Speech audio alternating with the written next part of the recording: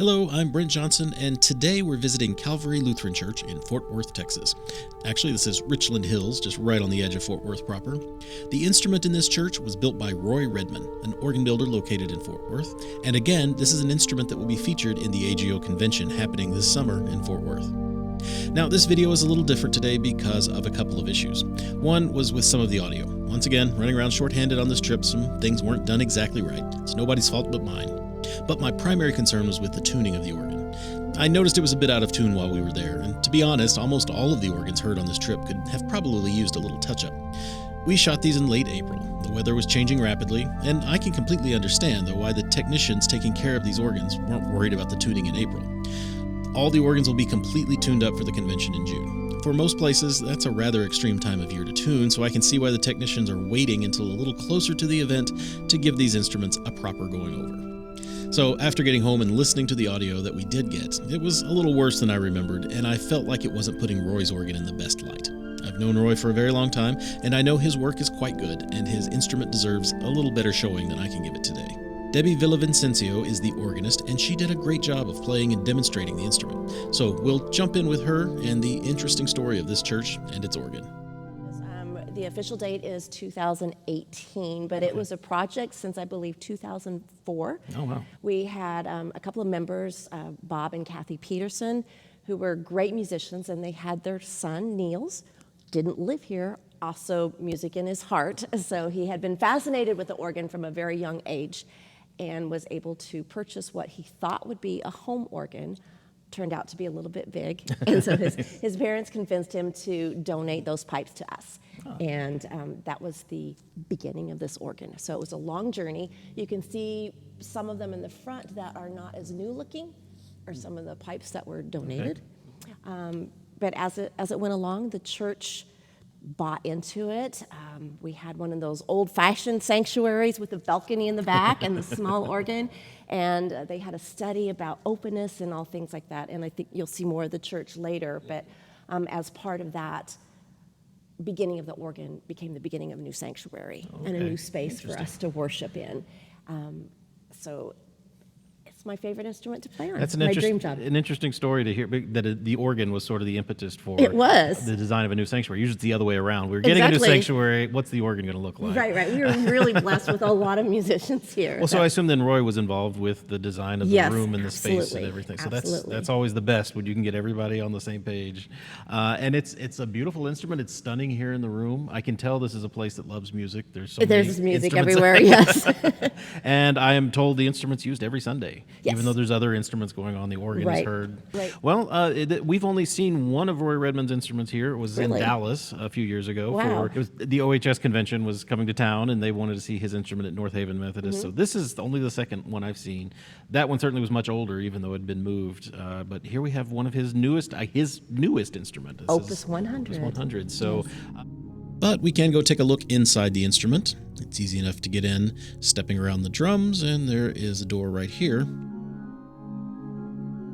As we come in, we see the back of the swell and choir chamber, as well as a pedal chest that has the reed on it.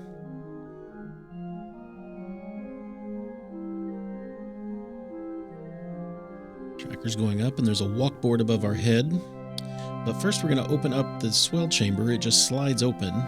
And we find ourselves here on the bass end, looking in. Can reach some of the reeds here. But if we go down to the treble end, that door slides open and we can see in a little better. This organ has lots of folding walkboards that allow you to close it up when you're not using it, but then open them up when you need to get to some of these pipes. As we can see, this is definitely older pipe work inside the organ.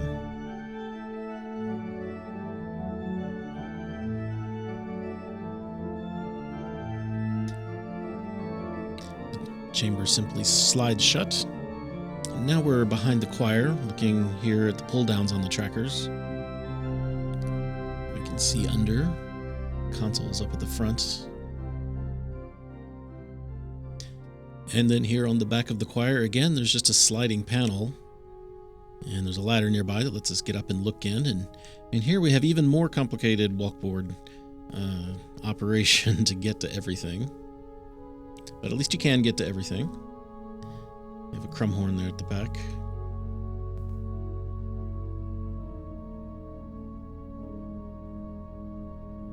So now we're going to close the door here and go up the ladder we walked in at the first. And we can see that here in the casework, you can stuff some more pipes between the chests and the case. There's some of our great rollerboard going up above us.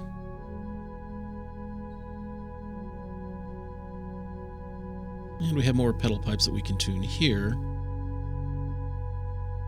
Again, pull downs on the great trackers. And more pipes stuck between the casework and the chests. Nothing in the front, though.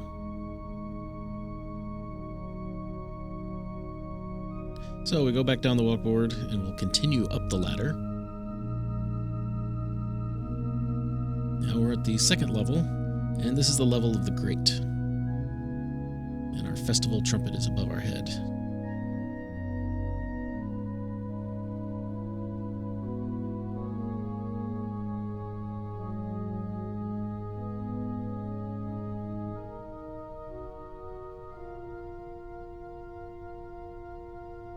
Again, more folding, flying walkboards there to get to the pipework, but then fold out of the way to let the sound out.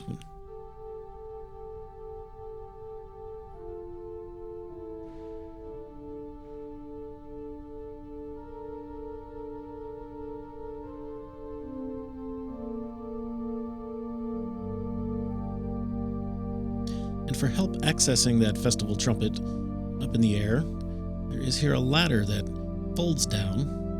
A very skinny little ladder, but it gives you a way to get higher up in the chamber and get up to that platform. It folds out of the way when not in use. It was obvious that music is quite important to this congregation, as are the arts in general. Debbie showed me around some of the other spaces in the church, including the old sanctuary and some of the extensive artwork throughout the building. So I'm sorry I don't have a full tonal tour of the organ for you. There are links to more information about the organ in the video description, including the specification of the organ and a video of the organ dedication.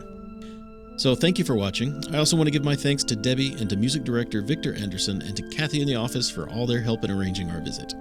If you're interested in attending the AGO convention in Fort Worth, there is a link to their website in the description as well. There will be many more instruments featured than just the ones we're bringing you, but we are bringing you more, so make sure you're subscribed to the channel so you know when our next video from Fort Worth is coming out. Until then, I'm Brent Johnson. Thanks for watching.